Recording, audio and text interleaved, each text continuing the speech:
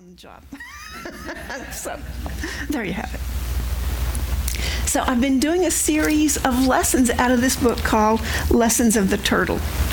It is a great book, and I'm only covering little bits of it. I mean, it's not a very big book, but it is a great little book, and it's got all the spiritual principles in there in a very easy way. So I wouldn't.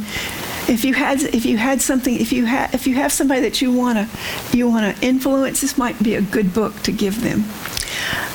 Though we know that really never works, does it?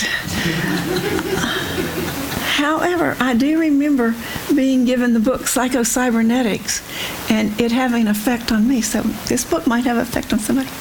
So in this book, in the first chapter, we find out that the turtle has gone off the beaten path. He's going to find a new way to get back to his pond. And as he goes down his new way, he stumbles over some rocks, and he goes flying, and he's going head over heel, and he ends up on his back.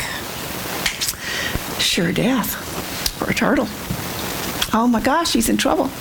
And so he's crying for help, and the owl speaks to him, and in their conversation, he comes to understand that the gift of that accident is choice, that we always get to choose how we respond. We always get to choose our path in life. And in the next chapter, he sees the trees. He'd never seen those the green part of the trees. He'd always seen those brown obstacles before. And he learned that the gift of the tree is honor, and that you and I are always honoring ourselves when we really discover who we are and what we are and live out of that.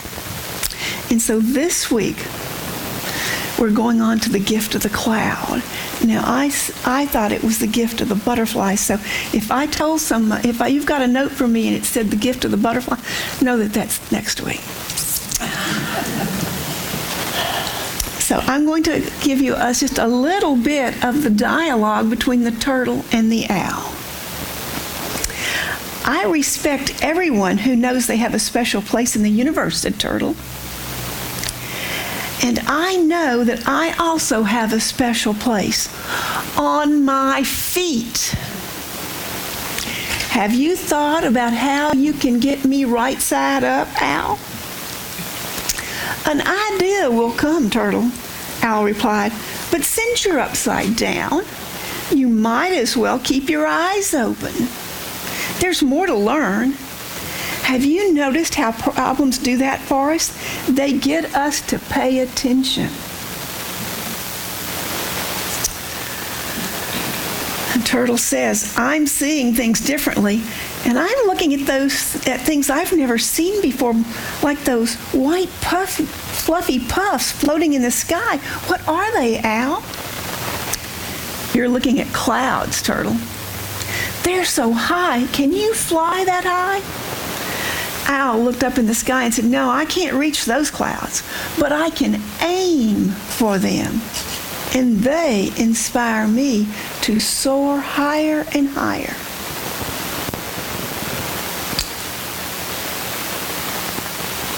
Turtle says, I wish I could fly to a cloud. Can you imagine what it must be like on clouds? And of course, most of us have been in an airplane and have seen what it's like to be on a cloud.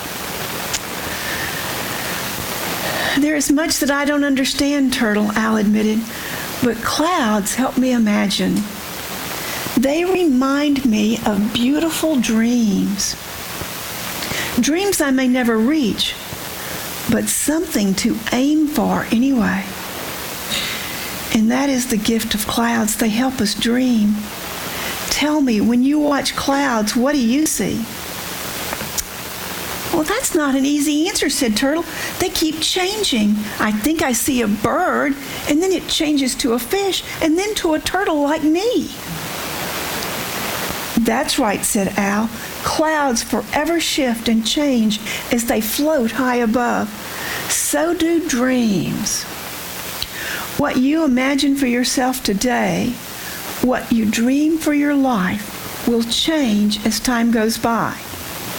In fact, what you want today may be quite different from what you'll want tomorrow, or the next day, or the next. That's how it is with clouds, Al continued. You must use your imagination when you want to understand them. And that's the gift of the clouds, said Turtle. Imagination? Not exactly, said Al. For dreams and imagination are not enough. A dream that is not acted upon is no more than a daydream, and an idea that is not appropriated is a wisp of smoke, here for a moment and gone forever. Turtle watched a bunny cloud become a bear and felt a little frightened. Then what are we to do with our dreams and imaginations? Turn your dreams into affirmations. This makes your dreams come true. Dream something beautiful. Then repeat it again and again. Say it to yourself. Say it out loud. Say it until you believe it. Anything is possible if you believe. Then say it because you believe it. When your dream becomes a belief, it comes to pass. And that is the gift of the cloud, the lesson of affirmation. The gift of the cloud is the lesson of affirmation. Our affirmations are dreams, lofty and beautiful dreams for our life.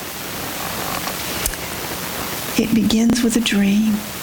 James Allen wrote, "The greatest achievements were, at first and for a time, dreams. The oak sleeps in an acorn. The bird waits in the egg. And in the highest vision of the soul, a waking angel stirs. Dreams are the seedlings of realities." Isn't that beautiful? Dreams are the seedlings of reality. And so, what a lesson. So, one of the things that you and I have to do is do just what Al said. We have to make that dream specific before it floats away, before it disappears. Because we have this belief in unity and in new thought. We have this affirmation. I mean, it's one of our principles that the thoughts that we hold in our minds, the beliefs that we hold in our heart, that what we think and say and do with feeling becomes a reality. We have a little saying, thoughts held in mind produce after their kind. It's a basic principle. So clear vision is the first step in creating what you want.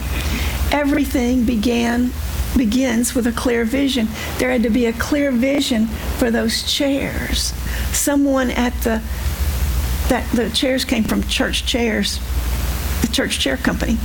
And somebody at Church Chair had to think of the idea of having a chair that was 19 inches and one that was 21 inches, knowing that there would be different sizes that people wanted. They had to have a vision of having a rack underneath some of them for books. They'd have a vision of that pocket on the back. And I'm sure that they had the vision of putting hymnals in there. And they had to have a vision for that little pocket for you to put a pen in. And I'm sure if they came here today, they said, well, you're not using how we envisioned it. But because they had a vision, it became a reality. And so one of the things that you and I have to do is get really clear on our dream, on our vision, on what we want. I love watching the Olympics, don't you? Do those young people, old people, all people, I mean, they're not all really young, but don't they all have a vision? I mean, just the vision of walking into that stadium. You know, they are a select group of people. Most of us will never experience that. they visualize. The javelin thrower visualizes throwing the javelin. The long jumper visualizing jumping 26 feet, 11 inches, I think they were doing last night when I saw it. Somebody visualizes swimming so fast, and then they physically practice what they see in their minds. So it's important for you and I to get that really clear, is that if we don't have the vision up here and then follow through and practice with it, we're never going to get there. We have to be really clear. We have to have our thoughts and our attitudes and our behaviors in alignment. I don't know about you. Have you ever written down a goal and said, it can't be done? Yeah. And I believe that we work against ourselves when we say that our vision can't be done.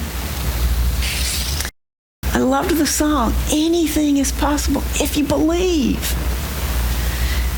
In Prosperity Plus, Man and Morrissey says, if I didn't think it was impossible, what would I do? Here's a writing by an anonymous author.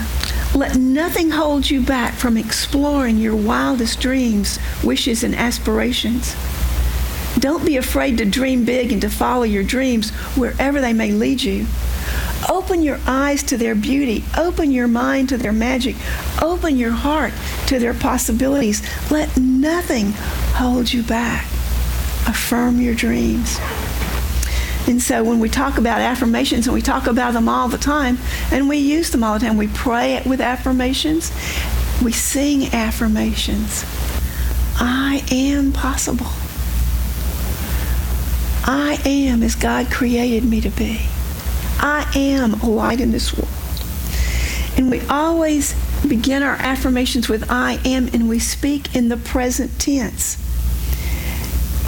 Even though that affirmation is describing something that we want to have happen in the future, until we can believe it and get hold of it in our own mind, we will never see it. And our work is not trying to convince ourselves of something that's not true. What we're doing is we're speaking the truth about ourselves until we can finally believe it. And if you looked at a blueprint, and I remember when we first moved in here and we had those blueprints and they had the picture of the sanctuary, we trusted that this sanctuary would come about. It was drawn there on the paper. And in some ways, us being in this building and having this sanctuary here is about as impossible as anything. But we had a dream, we had a vision, and we held on to it. We built on the idea. And so we don't tell an architect that they're foolish in believing in a blueprint. There are people that build buildings that have nothing like that has ever been built before. But they put it on paper and it happens. When you affirm, you are accepting the good that is waiting for you, because that is your divine inheritance. Affirmations take the expectation of that good and it locks it firmly in our mind and our heart. And we know that God is good when? All the time. So I want to tell you a story about an Olympian that, not a current Olympian. I want to tell you about Dot Richardson. Dot excelled in softball when she was a young girl, and her dream was to play softball in the Olympics. When she was 15, she was offered a position on a professional women's softball team.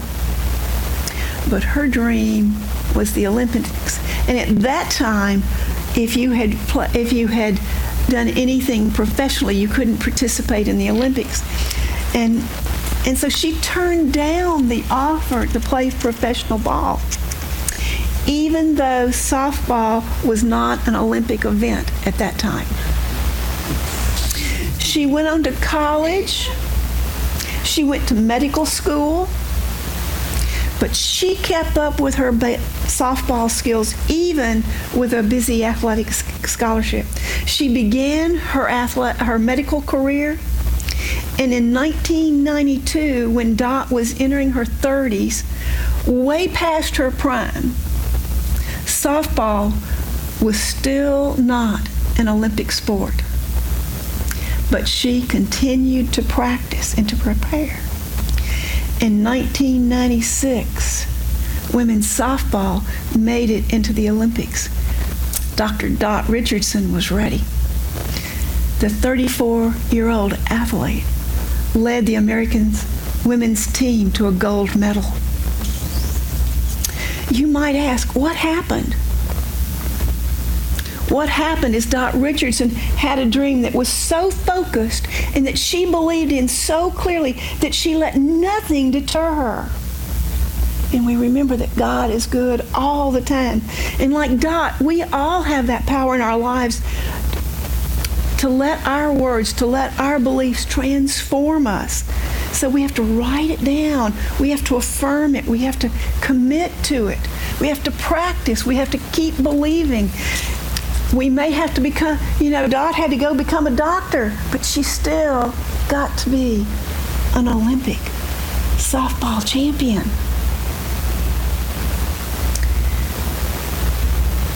I discovered the amazing power of writing down what I want when I took a class, and this is way back in the 70s. And I can't remember the name of the author. We have the little book, but there's a little book about treasure mapping. And in the treasure map book, it talks about writing down everything you want in the person that you want to have a relationship with. And what I want to tell you is, be sure you put everything you want on the list. Because I love Gerald. But it would be nice if he was a reader, because I'm a reader. We could share that. There are things that I left off. Now, I wouldn't trade him for the world. Maybe I'd have put non-smoker. I don't know. But you can make a list and you can believe, and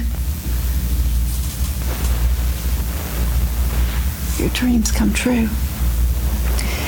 Emmett Fox said that as soon as your subconscious mind accepts any idea, it immediately begins trying to put it into effect. So you can get your subconscious mind working on it, your subconscious mind looking. And remember when we did the E Squared book and we looked for a funny colored car or a car that had polka dots on it? Yeah. When we did that, no matter what we looked for, we could find it. Well, if your subconscious mind gets it really clear that this is what you're looking for and this is what you want, it's going to look for all the opportunities to move you on that way. We just have to be clear about what we want. Here's a true story about Liberace. When he was a young man in the early 1950s, he was unknown pianist, and he had great dreams, and he saved his money and he rented the Hollywood Bowl on one of its off nights when nobody was there. He leased a baby grand piano, and he went out on stage all dressed in his tuxedo with a chandelier. And he acted as if the Hollywood Bowl was filled with people. He performed there with no one. And 4 years later, he performed there with a capacity standing room only crowd. This is the power of acting as if the dream we affirm is already a reality, and continuing toward that goal until it manifests. We're all here to make a difference, to be a difference, to change the world. And so I invite you this week to write down your goals. And I would encourage you to write down a goal for your body, a goal for your relationships, a goal for your career or your retirement, and a goal for your finances. Make it a simple statement that expresses your dream in that area. My goal is to walk easily and effortlessly wherever I want to go.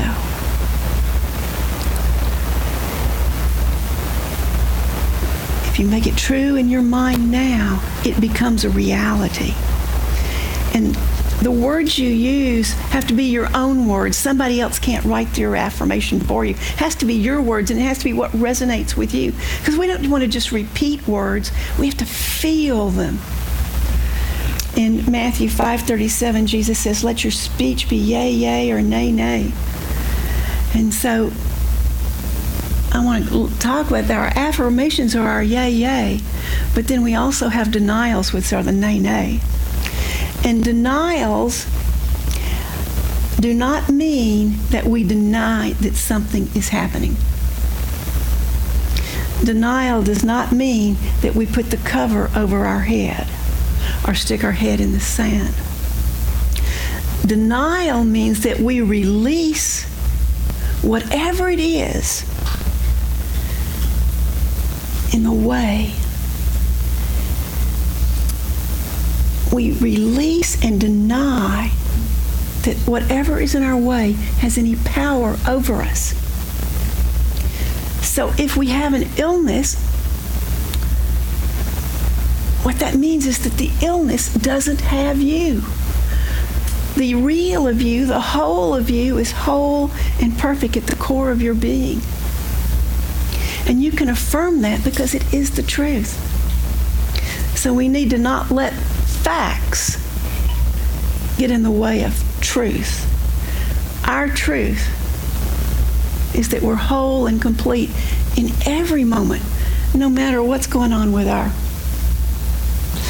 body.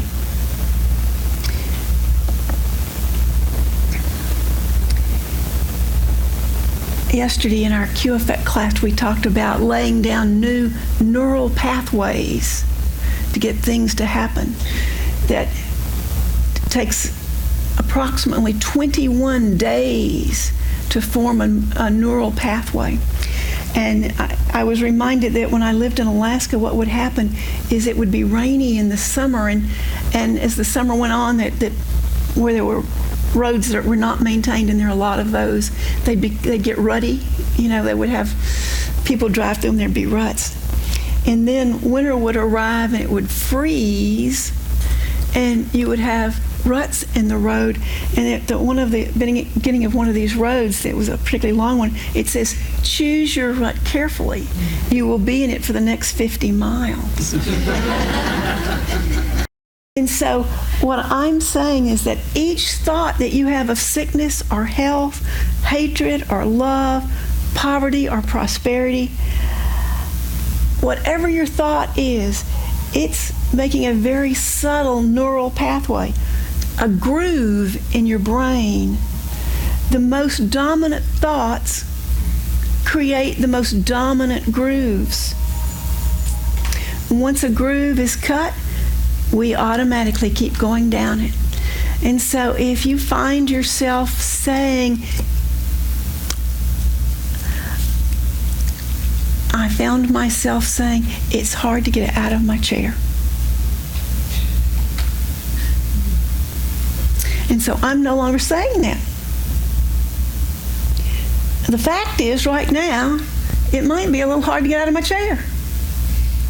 But the truth is, I walk easily and effortlessly wherever I want to go. Denials get us out of the rut. Affirmations help us cut new grooves And so are you ready to groove? Yeah.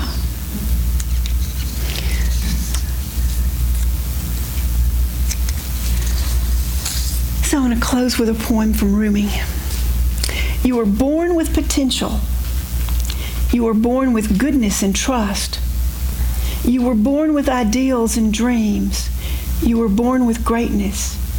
You were born with wings. You are not meant for crawling, so don't. You have wings. Learn to use them and fly. This week I invite you to write your affirmation about how you want to fly.